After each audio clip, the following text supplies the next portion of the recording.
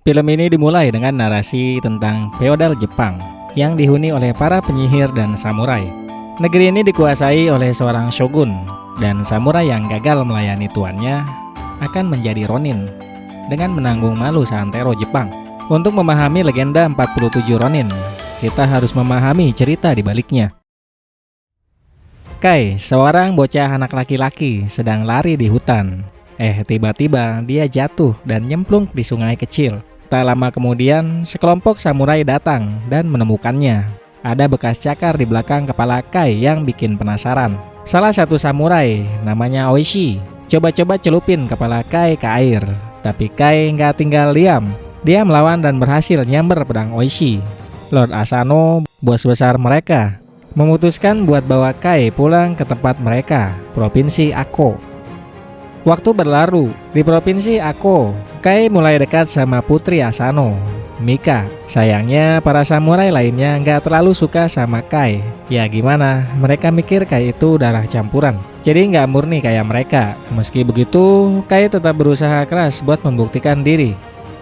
Bertahun-tahun kemudian, Kai yang sekarang sudah dewasa sedang menyusuri hutan untuk melacak makhluk jadi-jadian dengan pasukan Lord Asano. Tiba-tiba suara langkah berat dan gemuruh menggema di hutan. Para samurai yang langsung siaga. Tak disangka mereka diserang oleh seekor binatang raksasa dengan tanduk besar yang berlari liar di sekitar mereka. Binatang itu mengamuk, memporak-porandakan hutan dan membuat para samurai kelabakan. Yasuno, salah satu samurai, nyaris saja terkena serudukan hewan itu. Kai melihat situasi genting itu dan tanpa pikir panjang, dia meraih pedang Yasuno yang terjatuh. Kai menancapkan pedang itu tepat ke dada hewan jadi-jadian itu, tapi akhirnya tumbang dan mati. Kai yang terengah-engah mengembalikan pedang Yasuno, tapi bukannya mendapat apresiasi, Yasuno malah tetap memandang rendah Kai dan sempat-sempatnya ingin membunuh Kai. Lord Asano tiba dan memuji Asano karena berhasil ngabisin hewan jadi-jadian itu. Tetapi Oishi melihat tangan Kai yang berlumuran darah. Di semak-semak, Kai tiba-tiba melihat sesuatu yang aneh dari kejauhan.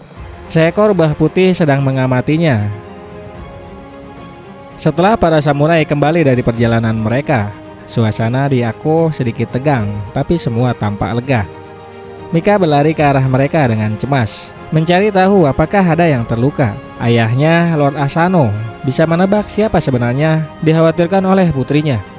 Mika akhirnya menemui Kai di tempat terpencil di gubuk. Dia melihat luka di punggung Kai yang tampak cukup parah. Tanpa pikir panjang, Mika merawatnya dengan hati-hati, mengelap luka-lukanya dengan kain basah. Tapi sedihnya, Kai tahu dalam hatinya bahwa mereka tidak bisa bersama karena perbedaan status sosial. Dia hanya seorang darah campuran, bukan bangsawan seperti Mika. Sementara itu, di suasana di Ako semakin sibuk dengan kedatangan Lord Kira, tuan dari provinsi saingan, yang datang untuk persiapan menyambut Shogun. Bersama Lord Kira, ada seorang penyihir bernama Mizuki. Kai memperhatikannya di antara para selir dan merasa ada yang aneh dengan mata penyihir itu. Kai segera melaporkan pengamatannya kepada Oishi. Tuan, ada yang aneh dengan wanita itu. Tapi Oishi hanya mengabaikan peringatan Kai. Setelah itu diadakan pertarungan seru di Ako antara salah satu anak buah Kira yang dijuluki Lovecraftian Samurai dengan Yasuno. Yasuno yang seharusnya bertarung tiba-tiba ditemukan oleh Kai dan putra Oishi, Chikara, dengan mata yang keruh seperti orang kena hipnotis. Ternyata dia telah disihir oleh Mizuki. Kai yang gak mau tinggal diam langsung mengenakan sirah besi merah lengkap dengan topengnya. Siap bertarung menggantikan Yasuno. Dengan keberanian luar biasa, Kai maju menghadapi Lovecraftian Samurai. Pertarungan berlangsung sengit, tapi sayangnya Kai kalah dan topengnya terlepas, mengekspos identitasnya kepada semua orang di sana. Shogun yang melihat kejadian itu langsung memerintahkan para samurai untuk membunuh Kai. Tapi Lord Asano dengan cepat mengintervensi. Ini tanggung jawabku, katanya tegas. Sebagai gantinya, Kai dipukuli sampai pingsan sebagai hukuman. Sementara itu, Mizuki si penyihir yang licik melihat ada kelemahan dalam diri Lord Asano. Dia mengambil semacam cairan ungu dari lengan Kira dan meniupkannya, menciptakan seekor laba-laba sihir. Mizuki pergi ke kamar Lord Asano saat dia tidur dan melepaskan laba-laba ungu ke mulutnya. Lalu, dalam pengaruh sihir, Asano mendengar suara Mika berteriak memanggilnya. Di matanya, dia melihat Kira menyerang putrinya. Dengan marah, Asano mau menebas punggung Kira dengan pedangnya. Namun, sihir itu tiba-tiba hilang dan Asano tersadar. Dia melihat bahwa sebenarnya Kira tidak menyerang Mika. Keesokan harinya, karena menyerang Kira yang tidak bersenjata, Shogun menjatuhkan hukuman mati kepada Asano. Namun, dia memberikan kesempatan bagi Lord Asano untuk melakukan seppuku agar dia bisa mati dengan terhormat. Lord Asano dengan tenang memberitahu Oishi bahwa dia harus melakukan ini untuk menjaga kehormatan klan mereka dan meminta Oishi untuk menjaga Mika. Upacara seppuku dilakukan penuh hikmat. Asano mengenakan baju putih, tanda dia siap menghadapi kematiannya dengan kehormatan. Di tempat upacara, Mika menyaksikan dengan hati yang berat saat ayahnya menusuk perutnya. Oishi dengan mata penuh penyesalan, kemudian memenggal kepala tuannya, menyelesaikan upacara seppuku dengan hormat. Kai yang baru bangun dari pingsannya tidak hadir dalam upacara tersebut, namun hatinya merasa gelisah seolah ada sesuatu yang sangat salah. Dalam kesedihan yang mendalam, dua wanita mendatangi Mika dan memberinya sebuah botol racun, menawarkan cara untuk mengakhiri penderitaannya. Namun, dengan tekad yang kuat, Mika menolak. Shogun menyatakan bahwa para samurai kini menjadi ronin, samurai tanpa tuan, dan juga dengan tegas melarang mereka untuk tidak mencoba membalas dendam atas kematian tuan mereka. Sebelum Shogun pergi, dia memberikan Mika waktu berkabung selama setahun sebelum dia harus menikah dengan Kira. Kira yang tidak mau mengambil resiko memerintahkan anak buahnya untuk melempar Oishi ke dalam lubang penjara, berharap hal ini akan mencegah adanya upaya pembalasan. Setahun kemudian, Oishi akhirnya dibebaskan dari lubang penjara. Istrinya, Riku, dan putranya, Chikara, segera merawat dan memberi kabar bahwa Kira akan segera menikahi Mika. Selain itu, mereka memberitahu Oishi bahwa Kai telah dijual sebagai budak ke kampung Belanda. Oishi berpesan kepada anaknya untuk memberikan belati kepada para ronin dan menemuinya di Danau Hitam seminggu lagi. Lalu, Oishi pun pergi. Oishi dengan tekad bulat berangkat ke kampung Belanda untuk menemukan Kai. Di sana dia melihat Kai yang sedang bertarung dengan seorang pria besar. Dengan keahlian dan ketangguhannya, Kai mengalahkan pria itu dan memenggal kepalanya, disambut sorakan meriah dari orang-orang di sekitarnya. Oishi masuk ke arena, keduanya bertarung dengan pedang mereka sampai Oishi memberitahu Kai bahwa Mika membutuhkan bantuannya. Kai tersadar dan mereka segera melarikan diri bersama. Pelarian yang gak mudah, mereka terus diberondong tembakan oleh para bandit di kampung itu. Lalu akhirnya mereka berhasil kabur. Di perjalanan akhirnya Oishi menyesal karena gak percaya sama Kai dan gak bisa melindungi tuannya. Ia meminta untuk membantu balas dendam kepada Kira. Akhirnya Kai bersidang membantu para ronin. Di tempat Kira berada, seorang utusan memberi kabar kepadanya bahwa Kai dan Oishi telah berhasil lolos kabur dari kampung Belanda dan meminta Mizuki untuk segera menghabisi mereka.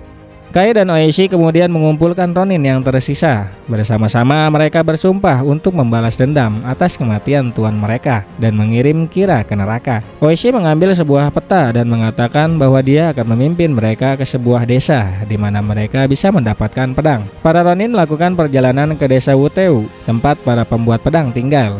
Namun, desa itu telah dikuasai oleh Kira. Pertarungan sengit pun terjadi.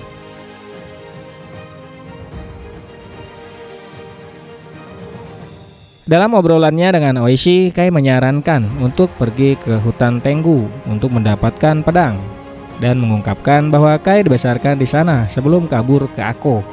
Di tempat lain, Mizuki menyamar sebagai geisha dan menyusup ke desa terdekat. Dia memikat seorang ronin lain tepat sebelum para ronin mengunjungi desa ini. Dalam perjalanan mereka, Kai dan Oishi membawa para ronin ke sebuah kuil kuno yang tersembunyi. Di sana, seorang pendeta bijak memberikan pedang sakti kepada mereka. Pedang yang konon diberkahi dengan kekuatan roh para leluhur samurai. Kai memimpin para ronin ke sebuah kuil milik Tengu, tempat yang pernah ia lari dari saat masih kecil. Dia meyakinkan Oishi bahwa mereka akan diberi pedang, tetapi dengan syarat Oishi tidak boleh menarik pedangnya, apapun yang terjadi. Kai lalu pergi berbicara dengan Tengu Lord, seorang pria dengan wajah seperti ular. Kai meminta pedang yang tertancap di tanah, dan sang master mengatakan kepadanya, "Ambil aja kalau mau." Saat Kai ngobrol dengan Master Tengu, sang master mulai flashback tentang masa kecilnya Kai. Sementara itu, Oishi berada di ruangan yang sama dengan Tengu lainnya. Salah satu Ronin menarik pedangnya, dan Oishi menyaksikan Tengu menyerang para pengikutnya. Meskipun dia sendiri tidak menarik senjatanya.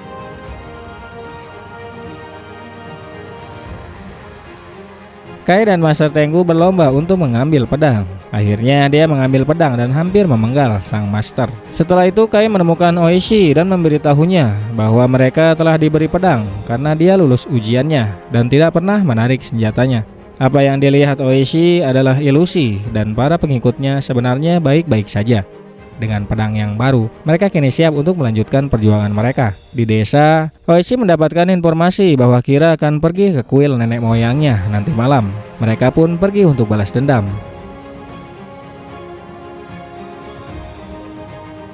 Namun ternyata di sana mereka menemukan penyihir Mizuki. Akhirnya mereka menyadari bahwa ini adalah perangkap. Lalu Mizuki melepaskan kekuatan api untuk menyerang para Ronin, sementara pasukan Kira bergabung dalam pertempuran. Lovecraftian samurai juga turun tangan, membunuh beberapa Ronin, sementara yang lain terbakar hidup-hidup. Ketika tampaknya sebagian besar Ronin telah dimusnahkan, Mizuki mengambil pedang Oishi dan pergi, lalu memberikannya kepada Kira sebagai tanda bahwa Oishi sudah dihabisi. Sementara itu, Mizuki mengunjungi kamar Mika saat dia sedang tidur. Dalam pertemuan yang gelap dan menakutkan, Mizuki mengolok-oloknya dengan kematian yang diduga menimpa Kai dan Oishi. Dia bahkan menyelipkan pisau ke arah Mika, menegaskan bahwa tindakannya tidak memiliki hubungan emosional dengan Mika, hanya demi tujuannya sendiri. Di desa, Kai dan Oishi merawat para Ronin yang selamat. Di antara mereka ada Basho, seorang Ronin gemuk yang mengaku kepada Kai bahwa dia adalah anak yang sering melempar batu ke arahnya di masa lalu. Kai dengan lembut mengingatkan bahwa dia tahu itu adalah Basho karena perutnya yang menonjol dari balik pohon. Basho meminta maaf kepada Kai sebelum akhirnya meninggal dunia. Oishi merasa menyesal karena mereka tidak mengejar Kira segera setelah kematian Lord Asano. Dia merasakan beban tanggung jawab yang berat atas kesalahan itu. Tetapi sekarang dia siap memimpin Ronin-Ronin ini dalam perlawanan terakhir mereka. Dalam perjalanan kembali ke Ako untuk memulai pertempuran terakhir mereka, mereka bertemu dengan sekelompok penghibur. Penghibur tersebut mengenali Oishi dan para Ronin dari kunjungan sebelumnya ke Ako. Dalam keputusasaan, Oishi memohon bantuan kepada mereka. Di perjalanan ke Provinsi Ako, Yasuno menghadap Kai untuk meminta maaf atas ketidakhormatannya dan mengucapkan terima kasih karena telah diselamatkan dari makhluk jadi-jadian masa lalu. Dia memberikan pedangnya kepada Kai sebagai tanda permohonan maaf dan hormat. Kai dan para Ronin menandatangani nama mereka di gulungan kertas dan menandainya dengan darah mereka sendiri sebagai komitmen terakhir mereka untuk membalas dendam atas kematian tuan mereka yang berjumlah 47 Ronin. Kai dan Oishi bersama dengan para penghibur berhasil menyelinap ke Ako tepat saat pernikahan antara Kira dan Mika akan dimulai. Pertunjukan dimulai. Para Ronin lainnya memanjat tembok dan membunuh pengawal-pengawal Kira secara diam-diam.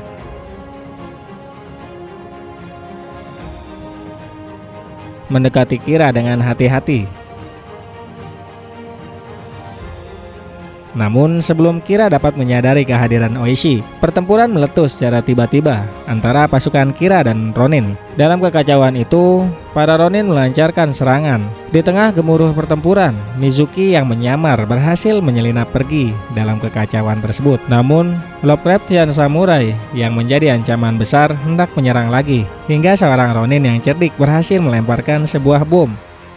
Ledakan besar tersebut menghancurkan Lovecraftian samurai, mengakhiri ancaman dari samurai besar itu dengan dramatis. Saat ketika Kira dan Mika melarikan diri, Mika dengan cepat mengeluarkan pisau yang diberikan Mizuki kepadanya. Beberapa pengawal tiba di tempat kejadian, memberikan kesempatan kepada Mika untuk melarikan diri. Oishi yang telah menemukan Kira segera bertarung untuk balas dendam.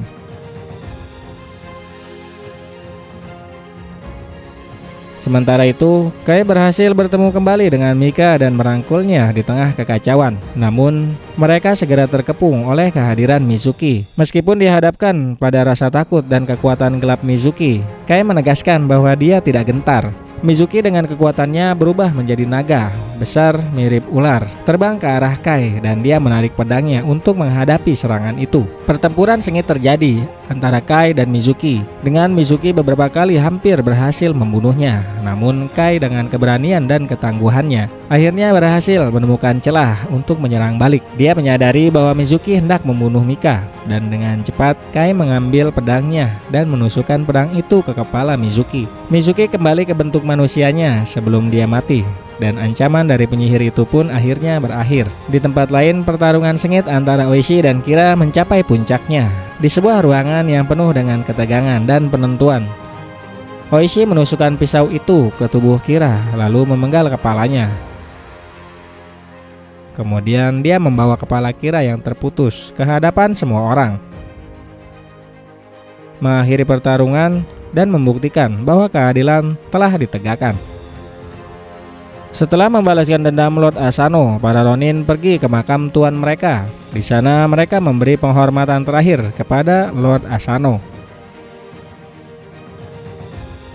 Oishi kemudian berbicara dengan Shogun, mengakui tindakan mereka dan meminta agar para pengikutnya dihormati atas keberanian mereka, menghormati kehormatan para Ronin dalam membalas kematian Lord Asano. Dia memutuskan bahwa mereka berhak melakukan seppuku dengan kehormatan. Saat Oishi dan para Ronin menerima keputusan ini, air mata mengalir dari mata mereka. Kai dan Mika berbagi momen terakhir bersama sebelum Kai harus melakukan seppuku. Mereka berjanji untuk mencari satu sama lain di kehidupan berikutnya. Upacara seppuku untuk para Ronin dilaksanakan dengan kehormatan.